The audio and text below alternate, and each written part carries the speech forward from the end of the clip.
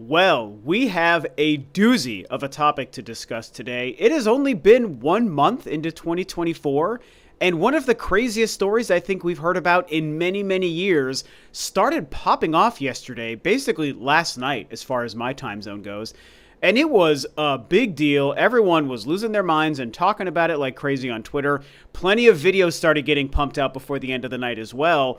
It's a crazy deal, and it is something I'm excited to talk about, even though my feelings on this are very mixed.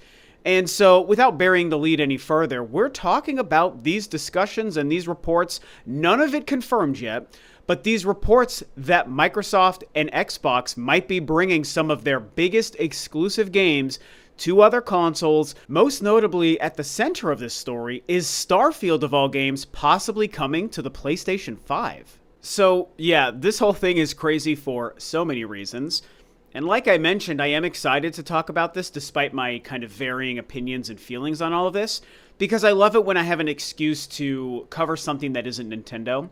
Because I am somebody who loves and plays and supports and owns all the different platforms, even though my channel is mostly focused on Nintendo because they are A, my favorite company of all the companies out there, and B, they are, in my opinion, the most interesting to talk about. I feel like the conversations and the dissections of their business and their plans and the speculation and their franchises, their game franchises, they just happen to, in my opinion, be the most interesting for me to talk about and to break down. But as somebody who does love the PlayStation and Xbox brands, it is great when I feel like I have a reason to dive deep into one of those companies, and that is absolutely what we are clearly going to be doing today, because as I mentioned, the general report coming out that seems to have started from Xbox era is pointing towards Starfield, Microsoft's not only their biggest game last year, but arguably their biggest game of the generation. Well, that alongside of Halo Infinite, right? Those are kind of their two biggest games of the past 5 to 10 or so years, and definitely the biggest games in the Xbox Series X era.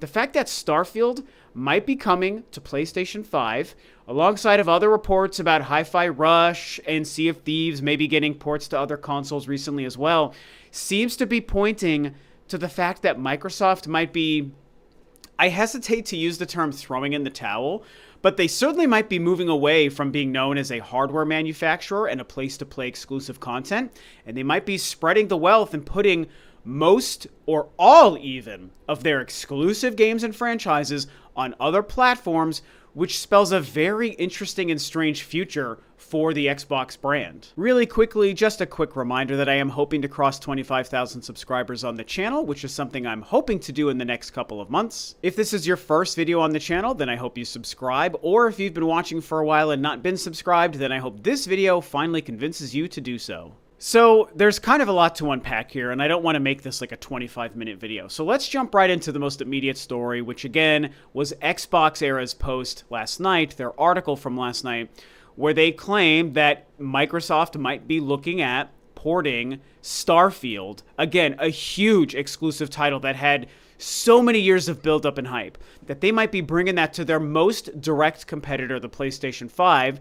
And per this report, it's something that could be happening later this year after their DLC, their first confirmed DLC for Starfield, is meant to release.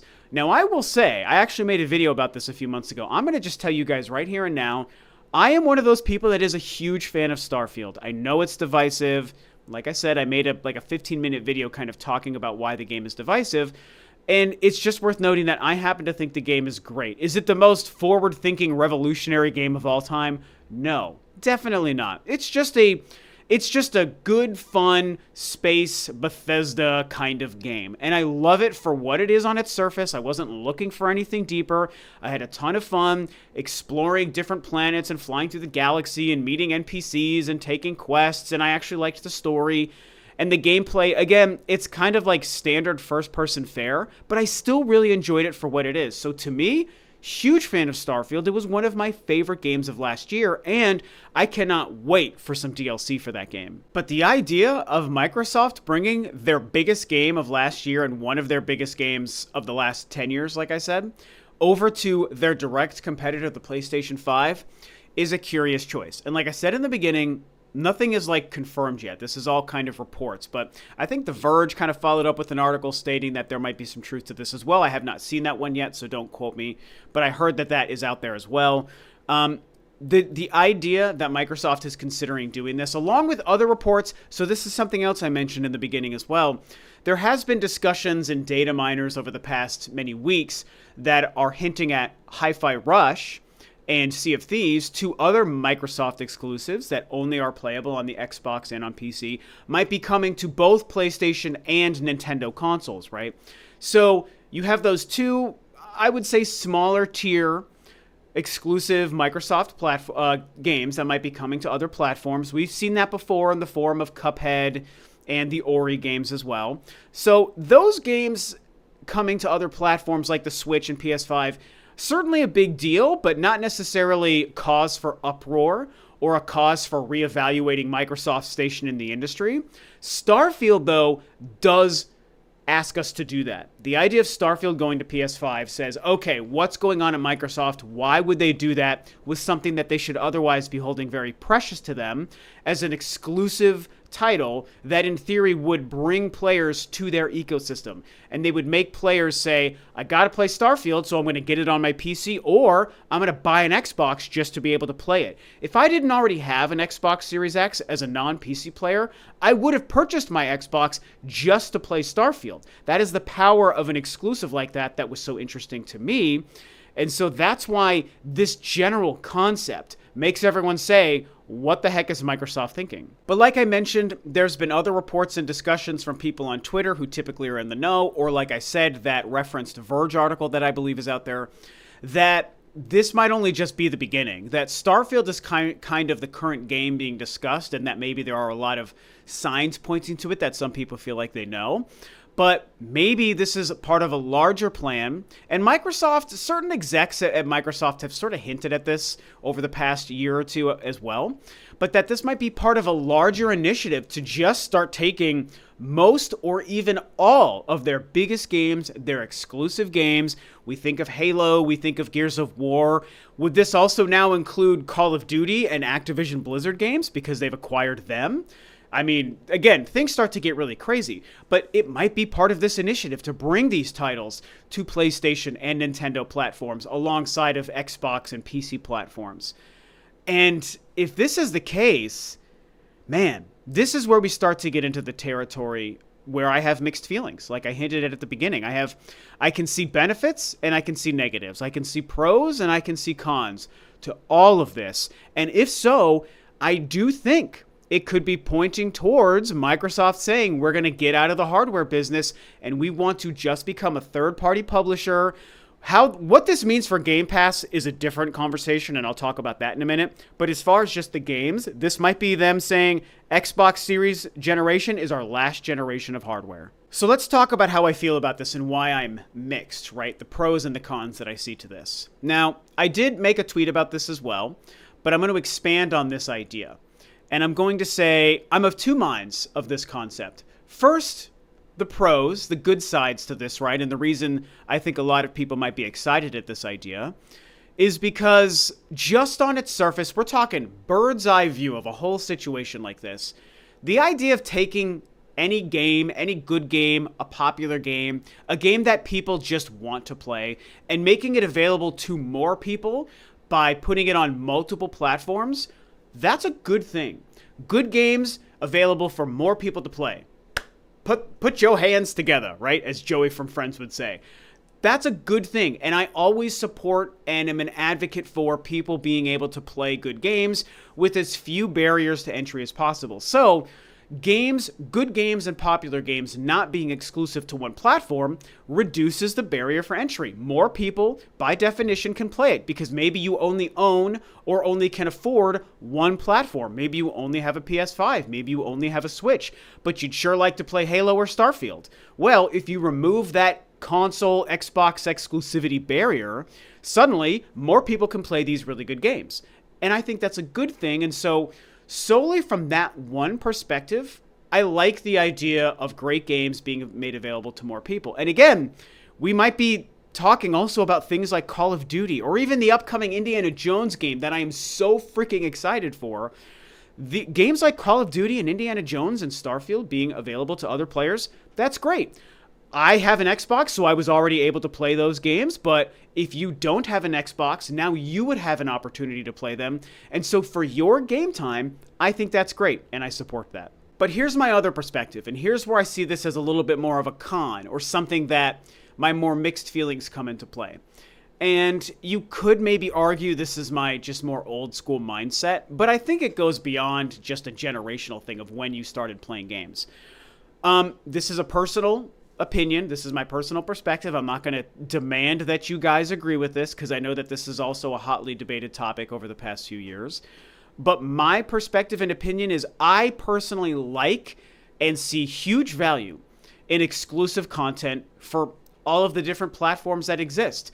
In a lot of ways, you could argue that the gaming industry now, the hobby and the industry that it is today is a huge billion-dollar titan, is kind of built on the foundation of exclusive games being made exclusive to different platforms and different consoles and different systems, different companies. That's what it was back in the 8 and 16-bit days when it was Nintendo versus Sega. They differentiated themselves not only by the exclusive games you could only play on their consoles, like you could only play Sonic on the Genesis and you could only play Mario on the Super Nintendo, but even when multi-platform games would release, you think of games like Mortal Kombat or the Teenage Mutant Ninja Turtle games that would come out back in the day, the Street Fighter games. Those are games where they would come out on both platforms, but they would be very uniquely and specifically designed for each system in mind. So whether you've got exclusive IPs or exclusive versions of third-party games, those different titles sold people on, I want a Nintendo or I want a Sega. And that continued into the introduction of the PlayStation and Sony into the market, and then even more so with the Xbox, which of course launched with Halo. So they solidified themselves as an exclusive player with their first console outing, with the biggest game of that generation, arguably. I mean, Grand Theft Auto 3 and Halo, right? But Halo being exclusive, all of this stuff carrying into today even still, I think exclusive titles have value. And I know people would push back saying it just makes it harder for people to play games and it becomes more expensive. People can't afford to have multiple consoles sometimes, and that's always true, and I feel for that and I understand it. But aside from that part of the argument, I think that exclusive content is a good thing in general, and it is a healthy thing for the industry. And so we bring this back to the current concept of Microsoft theoretically, again, this is part of the speculation and the theories of a report that itself is not yet confirmed to be true, even though apparently Sarah Bond or Phil Spencer might be talking to everyone over the summer and confirming and explaining this. But this brings us back to the idea of Microsoft. If they're doing this, if their biggest games, Starfield and Sea of Thieves, and even games as big as Halo, right, or Indiana Jones, if these all go multi-platform, Call of Duty as well, we know Call of Duty is already meant to be multi-platform for at least a period of time anyway, so there is that element to it. But you guys know what I mean. All these exclusive studios and exclusive games that they own, if these are going multi-platform soon, are we seeing a sign that Microsoft is going to wave the white flag, so to speak, and say, okay, we're just going to move on to being Xbox and Microsoft is just a developer or a studio that owns, all these acquisitions they've spent billions of dollars on over the past few years, gobbling up huge studios like Bethesda and ZeniMax and also Activision Blizzard for, again, billions upon billions of dollars. Maybe this was a slow bid to have so much value as a developer and an owner of companies and studios and IPs that they can say, okay, now we're going to save money by not making Xbox consoles anymore. And now every time you want to play Call of Duty or Elder Scrolls and Starfield and Halo and other rare studio games like Sea of Thieves and their future titles like Everwild, whatever's happening with that, Fable, Indiana Jones, keep listing them off. They're going to become available on all platforms, and they're basically going to become another company like a Capcom or a Square or an EA that just puts their biggest games on multiple platforms every time they make a new game. And if that's the case, it's Microsoft saying, we're not making Xboxes, now we're just a game publisher and a developer, and we're going to make money by putting our games on as many platforms as possible. And so, yeah, in a sense, I'm a little sad at the idea because I do like the idea of having three major console players. I grew up in the Nintendo versus Sega era. Then it became Nintendo versus Sega versus Sony, and I loved that time. And then, of course, again, Microsoft came into the mix in 2001 with the Xbox, so we kind of lost Sega at the same time we brought in Microsoft. So for a lot of my gaming life, probably most of it, we've always had at least 3 players, right? Whether it's Nintendo, Sony, Sega, or Nintendo, Sony, Microsoft. And I think that level of competition and variety in the market is a great thing. It makes the game industry healthy, and as a fan, I like the idea that I go to my PlayStation for these games, my Nintendo for these games, and my Microsoft or my Sega for these games. I just happen to be a fan of that. Again, it makes the hobby more expensive in a way, and that part sucks. I hate that part of it.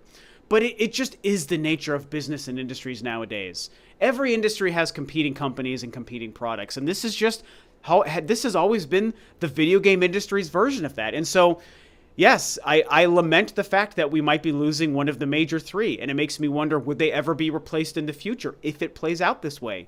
I kind of would hope so, but also the industry might still be too packed for even a third player to come in, even if Microsoft leaves it. So it's very, very interesting. Now, the only other thing to talk about here at the end, the last major point that in a way kind of throws a wrench into this, or at the very least is a very interesting thing to analyze, is what happens to Game Pass. Because Game Pass is just Microsoft's baby. It's part of their strategy. It's very popular. It's honestly a great value. I've gone on and off of being a Game Pass subscriber. I'm not currently subscribed to it, but I have a couple of times in the past. I'll sign up to it for, a couple of months, and then I'll stop because I'm wasting money. I'm not even using it. I don't even really download or play many games on my Xbox unless it's Halo or Starfield lately. That's just me and my gaming tastes. So $16, $17 a month, $180 or whatever that comes to a year for an online service that I really rarely use. It's literally more cost effective for me to just buy my games like Starfield or Halo. Game Pass is still a great value, and it's a huge popular service. Now let's play out a scenario where this does happen and Microsoft leaves the hardware space. Game Pass is no longer part of the Xbox platform and the PC platform, and all of their games, even their biggest ones, like I said, Halo, Gears of War, Indiana Jones, these are all now available on PC, PlayStation, and Nintendo platforms.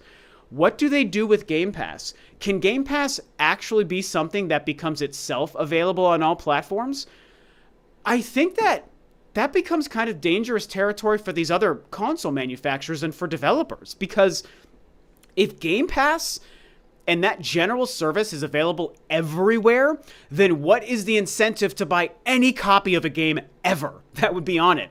Why would anyone buy Halo? Why would anyone buy The Elder Scrolls 6? Why would anyone buy other, third-party games from Electronic Arts or Call of Duty from Activision or whatever if it's available on every platform? No one needs to buy Call of Duty anymore. No one needs to buy Indiana Jones. No one needs to buy Halo.